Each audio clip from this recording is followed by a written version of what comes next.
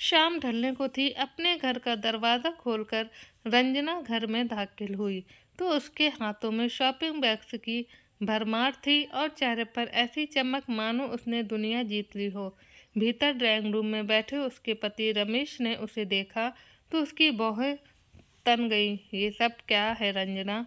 आज तुम फिर से शॉपिंग करने चली गई थी? रमेश ने नाराजगी भरे स्वर में पूछा। लेकिन रंजना तो बस अपनी खुशी में ही डूबी हुई थी। उसने बैग्स को टेबल पर रखा और चेहरे पर मुस्कुराहट बिखेरे चहकते हुए बोली, अरे रमेश, तुम सोच भी नहीं सकते, आज तो ऐसी शानदार सैर लगी थी कि क्या बताऊं। मुझे पता ही कहाँ था। वह तो कल किटी पार्टी पर मिसेज मल्होत्रा ने बताया सेल के बारे में। इतनी बढ़िया ड्रेसेस और एक से एक ब्रांड के ब्यूटी प्रोडक्ट्स इतने कम रेट में मिल गए कि मैं खुद को रोक ही नहीं पाई। अब ये साड़ी देखो, बस आधे दाम में मिली और ये ब्यूटी प्रोडक्ट्स इतने कमाल के ऑफर्स थे ना कि मना ही ना कर पाई। रंजना की बात सुनकर रमेश ने अपना माथा पकड़ लिया। फिर गरजते हुए बोला, तुम्हारी ये फिजूल खर्ची कब खत्म होंगी रंजना? पहले भी तुम्हें समझाया था कि इन बेकार की चीज़ों पर पैसा मत बहाया करो, लेकिन समझती कहाँ हो तुम। अब तो ये तुम्हारा हर बार का काम बन गया है। पति की डांट सुनकर रंजना का उत्साह हल्का पड़ने लगा। उसने धीरे से कहा, पर रमेश, हर पार्टी पर मेरी सहेलियां इतने महंगे कपड़े और ज्वेलरी पहनकर आती हैं। सबकी नज़रें बस उन्हीं पर टिकी रहती हैं, उन्हीं की तारीफ़ें होती हैं। मुझे भी संवरने सजने का शौक़ है। डायमंड ज्वेलरी ना सही, कम से कम अपनी पसंद के कपड़े तो खरीद ही सकती हूँ ना। रंजना ने थोड़ी नाराज़गी के साथ कहा। उसकी बात सुनकर रमेश का गुस्सा और बढ़ गया। तो अब सहेलियों की देखा देखी अपना घर बर्बाद कर दोगी तुम? बच्चों की पढ़ाई, घर के खर्चे, ये सब कौन देखेगा? तुम्हें अंदाज़ा भी है जिस हॉस्टल में बच्चे पढ़ रहे हैं वहाँ की फ़ीस कितनी बढ़ गई है? तुम्हारी ये फिजूल खर्ची मुझे कंगाल करके छोड़ेगी। फिर रंजना गुस्से से बोली, तो क्या अब मैं अपनी पसंद का कुछ भी नहीं खरीद सकती? अभी ये बहस चल ही रही थी कि रंजना का फ़ोन बज उठा। उसने फ़ोन उठाया और दूसरी तरफ उसके पिता हरिप्रसाद जी की आवाज़ आई। हेलो रंजना बेटी। हाँ पिताजी, कैसे हैं आप? तबीयत तो ठीक रहती है ना? बेटा, तबीयत कहाँ ठीक रहती है। कई दिनों से सोच रहा था कि डॉक्टर को दिखा दूँ, लेकिन अकेले जाने की हिम्मत नहीं होती। रंजना का दिल धक से रह गया। उसकी माँ का पिछले साल देहांत हो चुका था।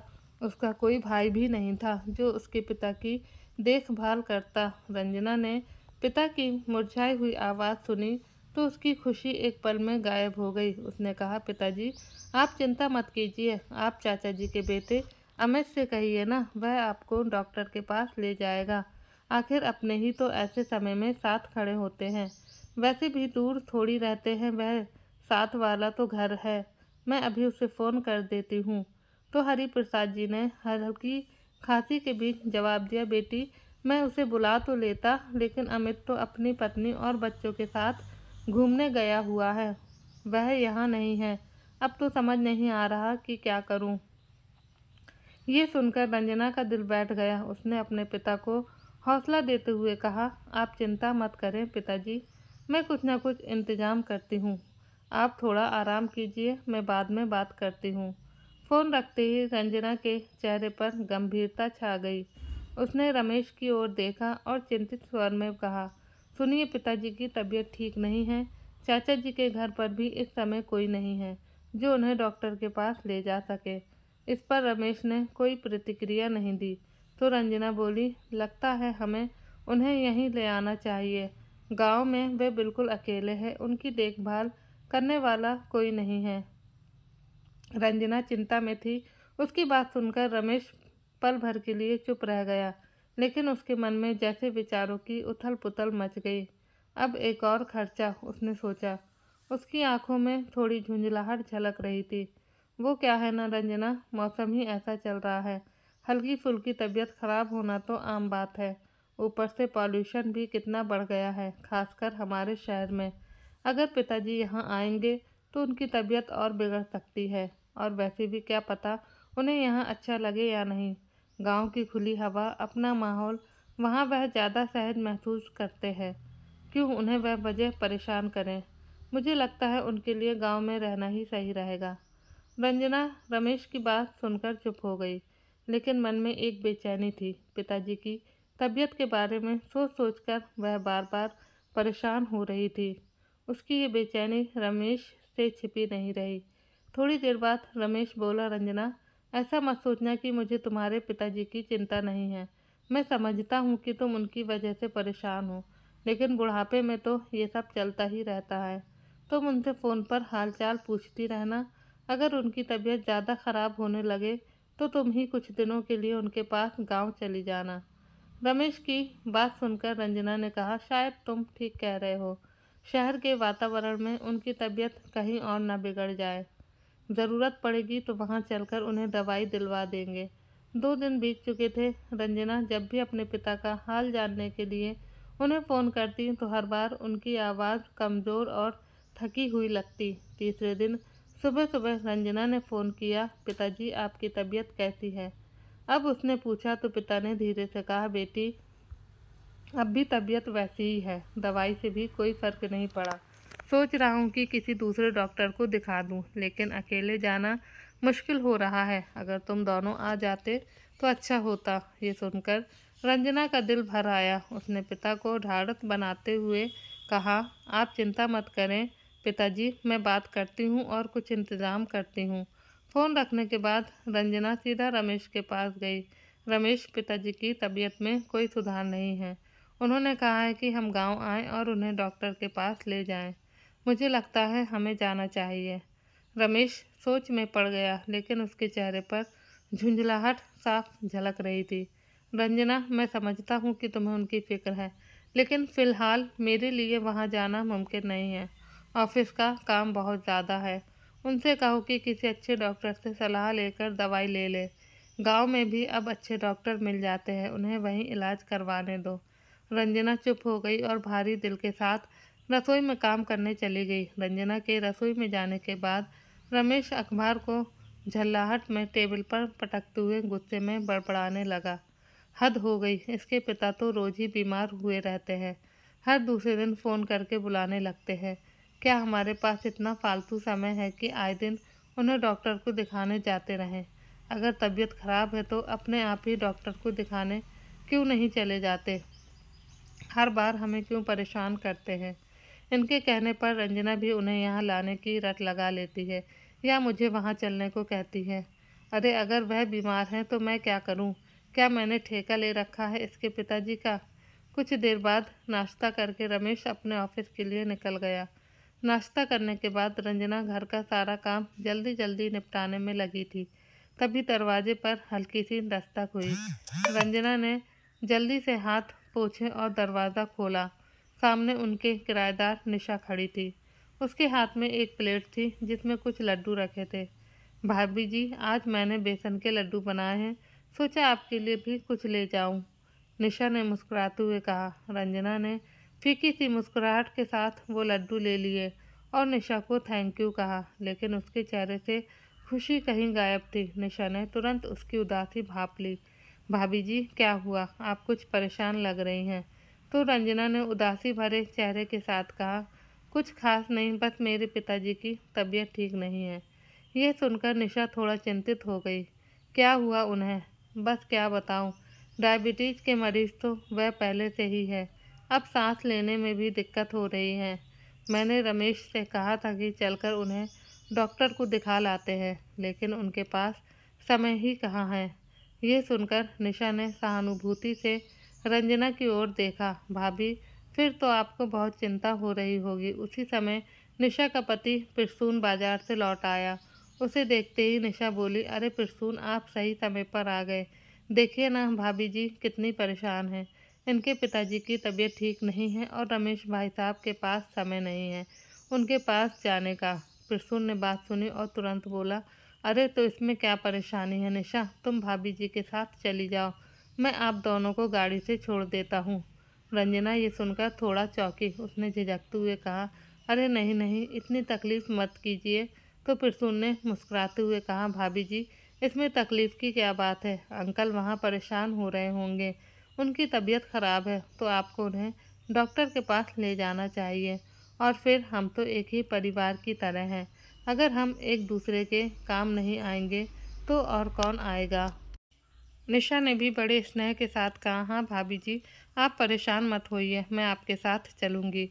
फिरसूर हम दोनों को छोड़ देंगे। रंजना ने उनकी बात सुनकर दिल ही दिल में राहत महसूस की। फिरसूर ने तुरंत अपनी कार की चाबी उठाई और कहा, तो चलिए भाभी जी, अभी निकलते हैं, देर करना ठीक नहीं होगा।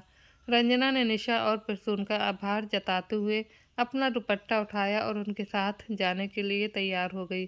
कभी कभी मदद वहाँ से मिलती है जहाँ से आप उम्मीद भी नहीं करते। गाड़ी में बैठी हुई रंजना ने मन ही मन सोचा। गांव पहुँचने के बाद फिरसून रंजना के पिता हरि प्रसाद जी को गाड़ी में बिठाकर डॉक्टर के पास ले गया तो डॉक्टर ने टेस्ट करने के बाद कहा, इनका शुगर लेवल बढ़ा हुआ है और फेफड़ों में संक्रमण का असर दिख रहा है। मैं कुछ दवाइयाँ लिख देता हूँ, ये जल्द ही ठीक हो जाएंगे। अस्पताल से वापस आने के बाद रंजना 2 दिन के लिए अपने पिता के पास ही रुक गई। भाभी जी, अगर किसी और चीज़ की ज़रूरत हो तो मुझे तुरंत बताइए, कभी भी कॉल कर लीजिएगा। इतना कहकर प्रसून और निशा घर वापस लौट आए। तीसरे दिन रंजना गांव से लौटकर घर आई तो शाम के 7 बज रहे थे। थकी हुई सी वह अंदर आते ही सोफे पर बैठ गई। रमेश ड्राइंग रूम में टीवी देख रहा था। उसे देखते ही उसमें उसने औपचारिकता से पूछा, तो पिताजी की तबीयत कैसी है अब? रंजना ने पानी का गिलास उठाते हुए जवाब दिया, अब ठीक है। उनका शुगर लेवल बहुत ज़्यादा हो गया था। खाने में परहेज भी तो नहीं करते हैं ना। पिछले कई दिनों से कोर्ट केस की भागदौड़ में उन्होंने अपनी सेहत का ध्यान ही नहीं रखा और उनकी तबीयत बिगड़ गई। लेकिन एक बात तो अच्छी हो गई, सालों से जो उनका कोर्ट केस चल रहा था उसका फैसला उनके हक में आया। केस? कौन सा केस? रमेश ने तुरंत चौंकते हुए पूछा। तो रंजना ने कहा, अरे वही उनकी ज़मीन का केस, याद है, जो पिछले कई सालों से चल रहा था। आखिरकार उन्होंने वह केस जीत लिया। रमेश के हाथ से चाय का कप लगभग गिरने ही वाला था। उसकी आंखें चौड़ी हो गईं। वह थोड़ा आगे झुकते हुए बोला, क्या वही ज़मीन जो हाईवे के साथ लगती थी? रंजना ने सहजता से जवाब दिया, हाँ वही ज़मीन। बाप रे, उसकी कीमत तो करोड़ों रुपए है, रमेश ने हैरानी से कहा। तो रंजना बोली, उसकी कीमत करीब 5 करोड़ हो चुकी है। पिताजी उसे बेचने का सोच रहे हैं। रमेश को जैसे अचानक ही किसी खजाने की चाबी मिल गई हो। उसके चेहरे पर एक विचित्र उत्साह और खुशी की झलक आ गई। वाह, ये तो बड़ी अच्छी खबर है। वैसे उन्होंने कुछ कहा कि वह इस पैसे का क्या करेंगे? नहीं, अभी तो कुछ नहीं सोचा। और वैसे भी जब शरीर ही साथ न दे तो पैसा भी किस काम का। रमेश ने अपनी चाय का कप नीचे रखते हुए गंभीरता का दिखावा करते हुए कहा, हम बात तो सही है, ऐसे बड़े फैसलों में सोच समझकर कदम उठाना चाहिए। आखिर वह संपत्ति उनकी मेहनत की है। रमेश के दिमाग में जैसे खलबली सी मच गई। वह दिखाने को भले ही सामान बन रहा हो, लेकिन अंदर ही अंदर वह बहुत बेचैन हो उठा था कि कहीं रंजना के चाचा का बेटा अमित उसके ससुर को अपने पक्ष में करके ज़मीन हथिया न ले। आखिरकार मेरी पत्नी रंजना अपने पिता की इकलौती बेटी है और उस ज़मीन पर हमारा ही हक बनता है। मन ही मन वह सोचता जा रहा था। रात को जब रंजना रसोई का काम निपटाकर कमरे में आई तो रमेश लैपटॉप लिए बैठा था। रंजना ने देखा उसका ध्यान स्क्रीन पर नहीं था। बिस्तर पर बैठकर रंजना तकिया ठीक करते हुए बोली, किन विचारों में खोए हैं? लैपटॉप का काम हो गया है तो उसे बंद करके सो जाइए ना। फिर रमेश बोला, रंजना, तुम्हारे पिताजी की तबीयत सही नहीं है क्या? तुम्हें नहीं लगता कि अब उन्हें अकेले वहाँ छोड़ना ठीक नहीं होगा? आखिर वह हमारे बड़े हैं, हमारा फ़र्ज़ बनता है उनका ख्याल रखना। मैंने तो आपसे पहले भी कहा था कि चलकर उनसे मिलाते हैं, पर आपको ही ऑफिस के काम ज़्यादा ज़रूरी लगते हैं। अरे रंजना, मुझे कहाँ पता था कि उनकी हालत इतनी ज़्यादा ख़राब है। अब तुमने आकर बताया तो अब सोचता हूँ कि उन्हें यहीं ले आते हैं। हमारे साथ रहेंगे तो हम उनकी अच्छे से देखभाल कर पाएंगे। रमेश की बात सुनकर संजना संशय में पड़ गई। फिर बोली, अरे लेकिन आपने ही तो कहा था कि गांव का माहौल उनके लिए बेहतर है। वैसे तो आपकी बात ठीक थी। हमारे शहर में तो प्रदूषण ही इतना है कि अच्छा भला इंसान भी बीमार हो जाए और फिर उनका दिल भी यहाँ लगेगा या नहीं कौन जाने। 2-3 दिन के बाद अमित तो अपने घर पहुँच ही जाएगा। फिर वह लोग उनका ध्यान रख लेंगे। अरे तुम भी ना रंजना, आजकल हर कोई अपने काम में व्यस्त है। अगर उनकी तबीयत बिगड़ गई तो कौन जिम्मेदार होगा? क्यों हम क्यों दूसरों पर निर्भर रहें?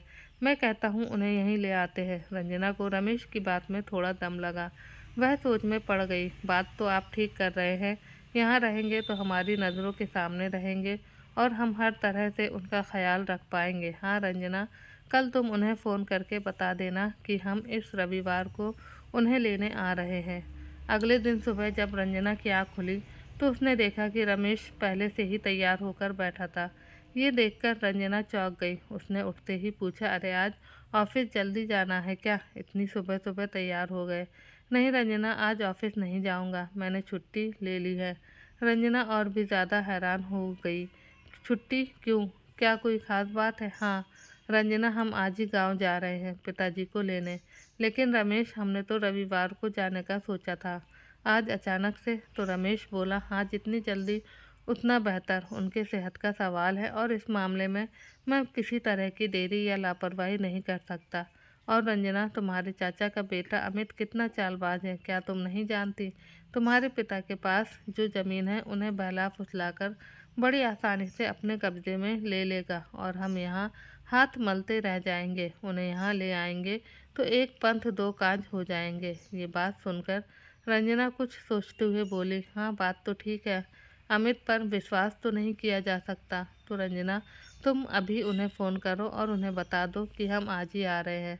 रंजना ने अपने पिताजी को फ़ोन लगाया तो उसकी बात सुनकर पिताजी बोले, लेकिन बेटी वहाँ क्यों आना?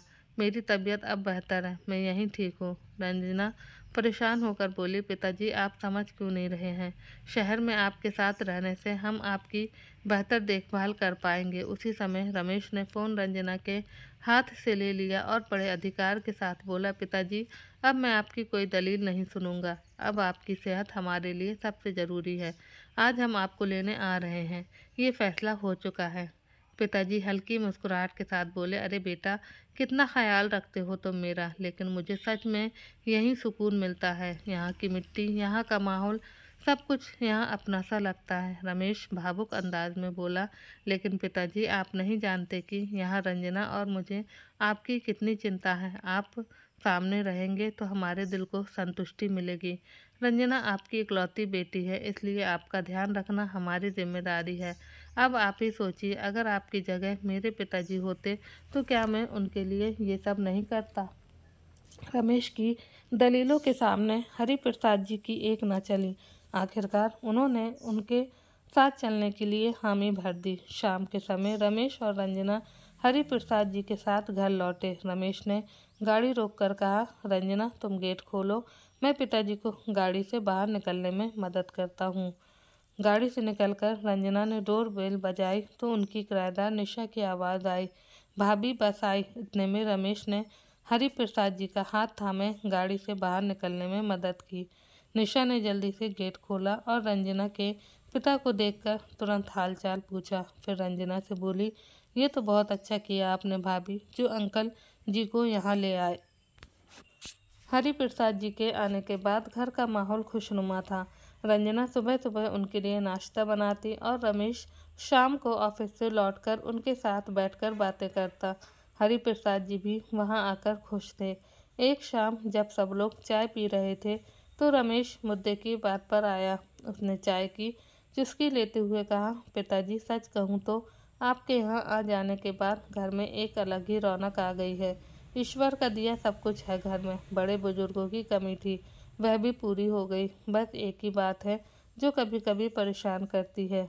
हरिप्रसाद जी ने चौंक कर पूछा, क्या बात है बेटा, सब ठीक तो है? हाँ पिताजी, लेकिन ये घर आजकल के ज़माने में थोड़ा पुराना सा लगता है। बच्चों के दोस्त जब यहाँ आते हैं तो बच्चों को उन्हें इस घर में लेकर आने में भी शर्म महसूस होती है। हरिप्रसाद जी ने हैरानी से पूछा, ऐसा क्यों बेटा, घर तो अच्छा है। बस पिताजी, उनके दोस्तों के घर बड़े और मॉडर्न हैं तो तुलना करते हुए उन्हें यह घर थोड़ा साधारण सा लगता है। अगर ये घर किसी पोश इलाके में होता और थोड़ा आधुनिक तरीके का बना होता तो बात ही कुछ और होती। आज के समय में तो प्रॉपर्टी की कीमतें आसमान छूती जा रही हैं। अगर हमें अच्छी सोसाइटी में एक बड़ा घर लेना हो तो अच्छी खासी रकम चाहिए होगी। हरिप्रसाद जी ने उसकी बात सुनकर सिर हिलाया और बोले, हाँ बेटा, तुम्हारी बात सही है। आजकल एक एक चीज़ का खर्चा बढ़ गया है, यही तो बात है पिताजी। और अगर नया घर लेते भी हैं तो घर भी अच्छा खासा बड़ा होना चाहिए। अब बच्चे भी बड़े हो रहे हैं, उन्हें भी अपने लिए अलग कमरे चाहिए होंगे। सब कुछ कैसे होगा समझ नहीं आता। हरिप्रसाद जी रमेश की बात सुनकर गहरी सोच में पड़ गए। उन्होंने चाय का कप टेबल पर रखते हुए कहा, तो बेटा इसमें चिंता वाली क्या बात है?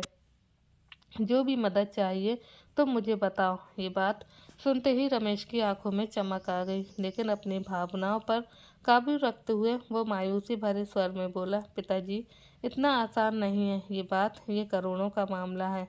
बेटा तुम क्यों परेशान हो रहे हो? मेरे पास जो कुछ है आखिर तुम्हारा ही तो है। गांव की ज़मीन बेचने के बाद मुझे जितना भी पैसा मिलेगा वह सब तुम्हारे और रंजना के लिए ही है। उस ज़मीन को बेचने पर लगा देते हैं। ये सुनकर रमेश ने अपनी खुशी छिपाते हुए रंजना की ओर देखा और कहा, पिताजी अगर आप ऐसा कह रहे हैं तो हम जल्द ही किसी अच्छी सोसाइटी में एक अच्छा घर देखना शुरू कर देते हैं। अगले ही दिन से रमेश और रंजना ने शहर की बड़ी बड़ी सोसाइटी में नए घर देखने की कवायद शुरू कर दी। वे बड़े बड़े फ्लैट्स और आलीशान घर देखने गए। आखिरकार उन्हें एक बड़ा आलीशान मकान पसंद आ गया। एक दो दिन में सौदा पक्का करने के लिए एडवांस रकम देनी थी। नए घर के बारे में सोच सोचकर रमेश और रंजना बहुत खुश थे। शुरू शुरू में तो रंजना और रमेश हरिप्रसाद जी का अच्छे से ख्याल रख रहे थे, लेकिन धीरे धीरे उन्होंने उनकी तबीयत के प्रति लापरवाही बरतनी शुरू कर दी। एक दिन हरिप्रसाद जी आंगन में चारपाई पर लेटे हुए जोर जोर से खांस रहे थे। उनकी सांस फूल रही थी। रंजना किचन से बाहर आई और बोली, क्या पिताजी आपने दवाई समय पर नहीं खाई क्या? हरिप्रसाद जी ने कमज़ोर आवाज़ में कहा, नहीं बेटी, दवाई ख़त्म हो गई है। मैंने रमेश से कहा था लेकिन शायद वह लाना भूल गया। इतने में रमेश अंदर से बाहर आया और बात सुनकर कहने लगा, अरे पिताजी माफ़ करना, मैं दवाई लाना भूल गया। ऑफिस का काम इतना था कि ध्यान ही नहीं रहा। हरिप्रसाद जी ने हल्की खांसी के बीच कहा, ठीक है बेटा, दवाई बाद में लाना, अभी मुझे डॉक्टर के पास ले चलो। वह एक बार देख लेगा तो सही दवाई लिख देगा। लेकिन रमेश ने जल्दी से गाड़ी की चाबी उठाते हुए जवाब दिया, पिताजी अभी डॉक्टर के पास जाने का वक्त नहीं है, हमें बैंक जाना है। नए मकान की डील पक्की करने के लिए जो एडवांस रकम देनी है उसके लिए एफडी तुड़वानी पड़ेगी। आप चिंता मत करो, शाम तक मैं दवाई ला दूंगा। हरिप्रसाद जी ने थकी आवाज़ में कहा, बेटा मेरी तबीयत बहुत ख़राब हो रही है, मुझे सांस लेने में दिक्कत हो रही है। इस पर रंजना ने जल्दी से कहा, पिताजी हमें बैंक में ज़्यादा वक्त नहीं लगेगा, आप थोड़ा आराम करो, हम जल्दी आ जाएंगे। रमेश ने गाड़ी स्टार्ट की और रंजना के साथ बैंक के लिए निकल गया। हरिप्रसाद जी अकेले खांसते हुए वहीं चारपाई पर लेटे रहे। उनकी हालत बिगड़ती जा रही थी। हरिप्रसाद जी के खांसने की आवाज़ सुनकर निशा बाहर निकली और सीढ़ियों से उतरकर नीचे आई। हरिप्रसाद जी की ऐसी हालत देखकर वह घबरा गई और बोली, अंकल जी आपकी हालत तो ज़्यादा ख़राब लग रही है, भैया और भाभी कहाँ हैं? तो हरिप्रसाद जी बड़ी मुश्किल से इतना ही बोल पाए, बैंक गए हैं किसी काम से। निशा ने तुरंत अपने पति को बुलाया। प्रसून अंकल जी की हालत ठीक नहीं है, इन्हें डॉक्टर के पास ले जाना होगा। हरिप्रसाद जी ने विरोध किया, नहीं बेटी परेशान मत हो, रमेश और रंजना आकर मुझे डॉक्टर के पास ले जाएंगे, लेकिन इतनी देर में कहीं तबीयत और ज़्यादा ख़राब ना हो जाए। आपका इनहेलर कहाँ है? वह लेने से खांसी ठीक हो जाएगी, निशा ने कहा। तो हरिप्रसाद जी बोले, बेटी वह तो ख़त्म हो गया है, रमेश को कहा था पर वह लाना भूल गया। निशा ने प्रसून को फ़ोन करके कहा तो प्रसून आते हुए हरिप्रसाद जी का इनहेलर ले आया। थोड़ी देर में ही उन्हें खांसी में राहत मिली। तो प्रसून बोला, अंकल जी डॉक्टर के पास जाना ज़रूरी है, ऐसी हालत में सिर्फ इनहेलर से काम नहीं चलेगा।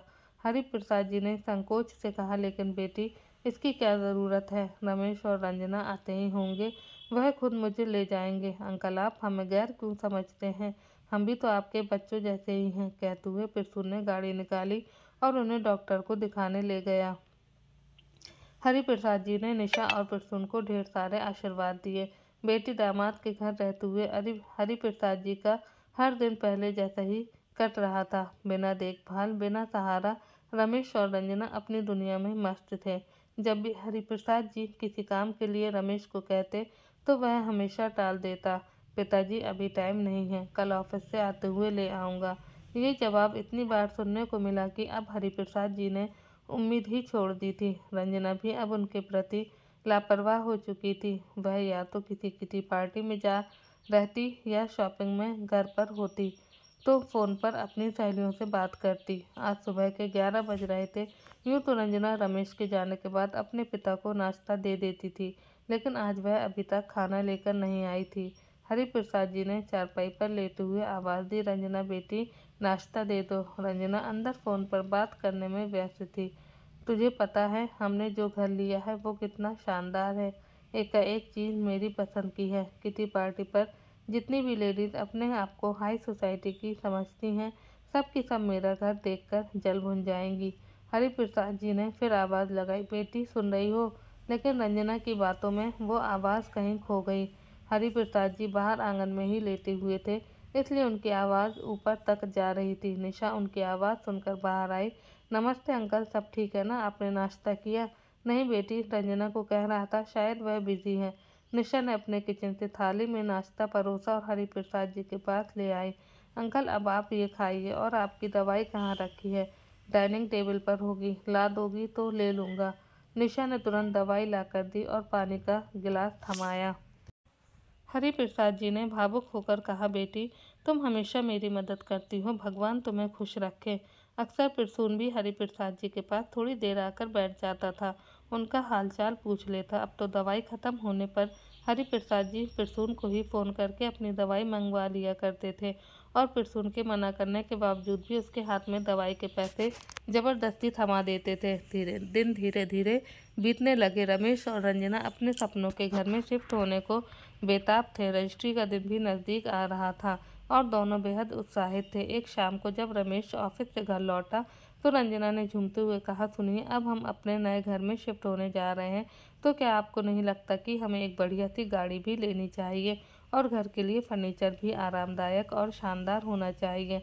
हमारे रिश्तेदार, आपके दोस्त, मेरी सहेलियाँ, सब लोग घर देखने आएंगे तो सब अच्छा दिखना चाहिए ना?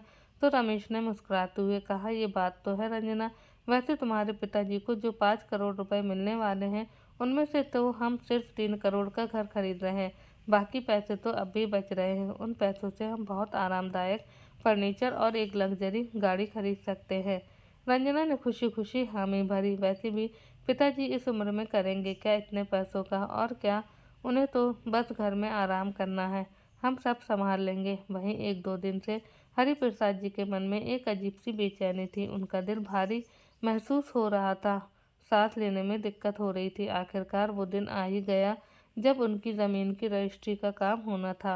रंजना और रमेश दोनों बहुत उत्साहित थे। रमेश ने हरिप्रसाद जी से कहा, पिताजी जल्दी कीजिए, आज ज़मीन की रजिस्ट्री का दिन है, तैयार हो जाइए।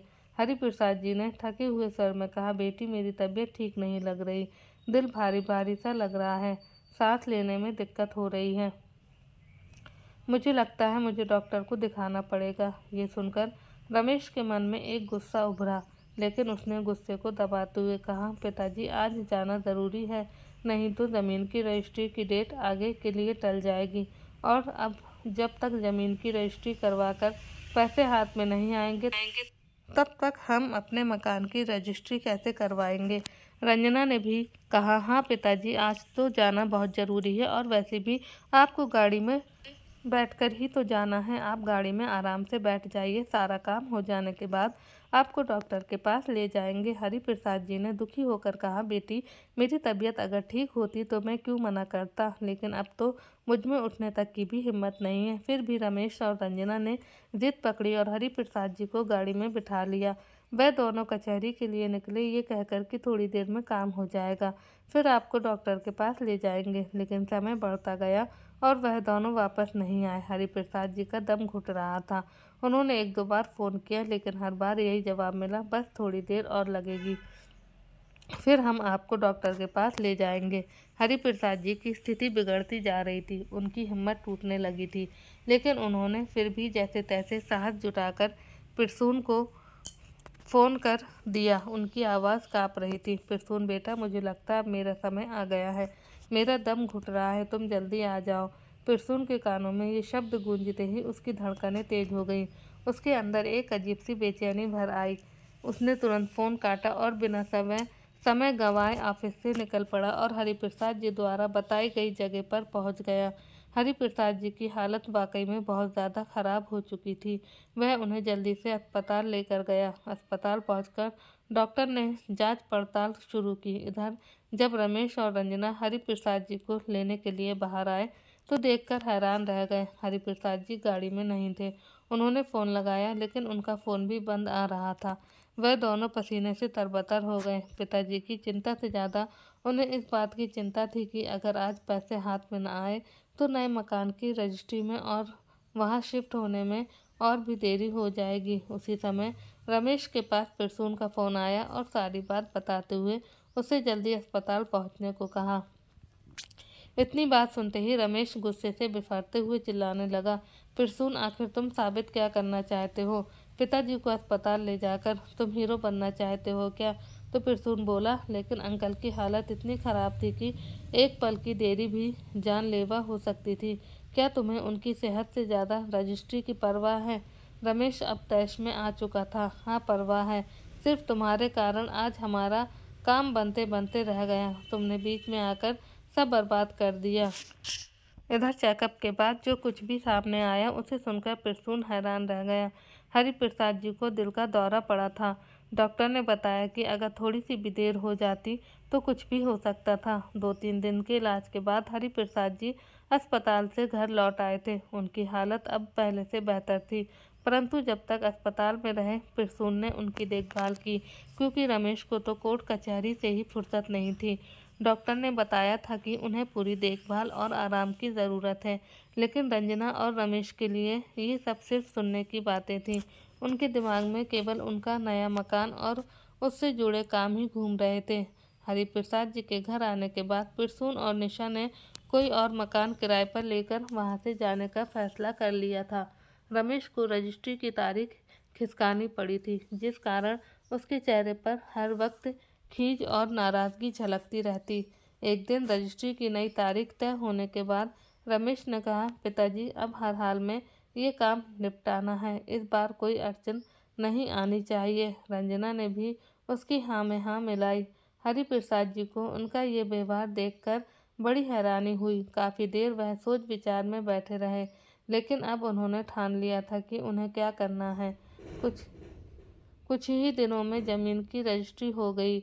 घर पहुंचकर हरिप्रसाद जी ने रमेश और रंजना को अपने पास बुलाया। बेटा, मैंने सोचा है कि ज़मीन से आई रकम में से 3 करोड़ रुपए मैं तुम्हारे मकान के लिए दे दूं, बाकी मेरे पास ही रहेंगे।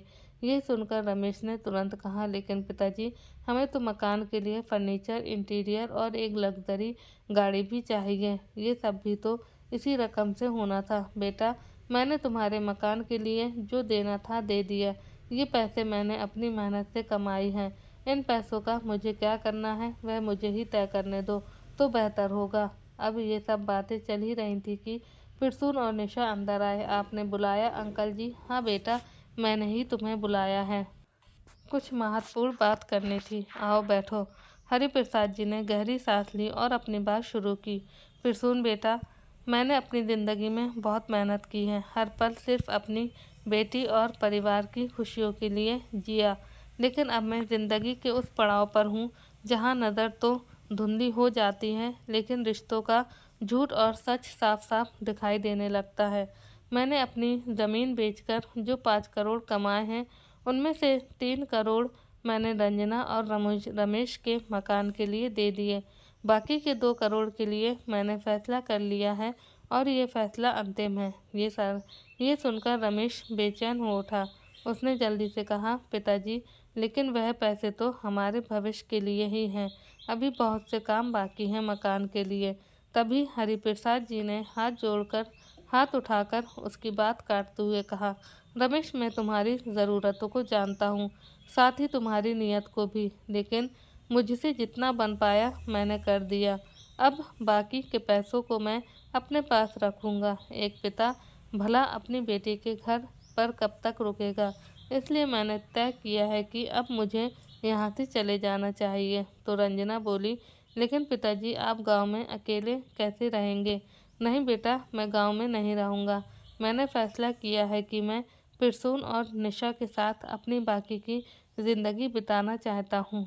मेरा कोई बेटा और बहू तो नहीं थे, लेकिन उन्होंने बेटे बहू की तरह मेरी सेवा की है। उनकी बात सुनकर पिरसुन और निशा की आंखों में आंसू आ गए। हरिप्रसाद जी ने अपनी बात जारी रखी। इन दोनों ने मेरे लिए जो कुछ भी किया उसका एहसान मैं पैसों से तो नहीं चुका सकता, लेकिन फिर भी मैंने फैसला किया है कि ज़मीन से आए बाकी के पैसों पर इन दोनों का ही हक होगा। अब ये लोग किसी किराए के मकान में नहीं, अपने खुद के घर में रहेंगे। और हाँ, मेरे मरने के बाद मेरे गांव वाले मकान पर भी इन दोनों का ही हक होगा। जल्द ही मैं अपनी वसीयत करवा दूंगा। ये बात सुनकर पिरसुन हाथ जोड़ते हुए बोला, अंकल जी, आप हमारे साथ रहना चाहते हैं, ये जानकर मुझे अच्छा लगा, लेकिन इस सब के बीच पैसे को मत लाइए। हमें पैसों की कोई ज़रूरत नहीं है। पिरसुन की बात सुनकर हरिप्रसाद जी का दिल गदगद हो उठा, लेकिन फिर भी उन्होंने जो फैसला कर लिया था वह उसी पर अटल थे।